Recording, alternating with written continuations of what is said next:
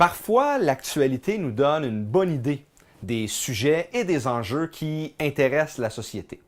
Il y a une décennie, la notion de harcèlement psychologique au travail était quelque chose de tabou, ou encore pire, c'était quelque chose de réservé aux faibles seulement. Un bon travailleur devait encaisser les foudres de ses patrons sans broncher. Mais on l'a vu dans le cadre des élections partielles dans le comté de Louis-Hébert, cette époque est maintenant révolue. Les journalistes ont fouillé le passé des candidats et se sont rendus compte que non pas un, mais deux candidats avaient eu des tâches à ce niveau dans leur dossier et auraient même démissionné afin de mettre un couvercle sur tout ça. Ce sont des patrons qui, de leur propre aveu, en moment de stress, pour faire passer leur message, n'hésitaient pas à taper sur la tête de leurs subalternes.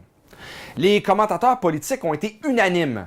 Si cette façon de faire, cette façon d'être, n'attirait pas l'attention il y a quelques années, la société aujourd'hui ne l'accepte plus. Les candidats doivent maintenant montrer patte blanche de ce côté. Alors, si c'est vrai en politique, c'est aussi vrai dans nos milieux, nos écoles, nos centres. Nos patrons devront comprendre et les patrons de leurs patrons aussi.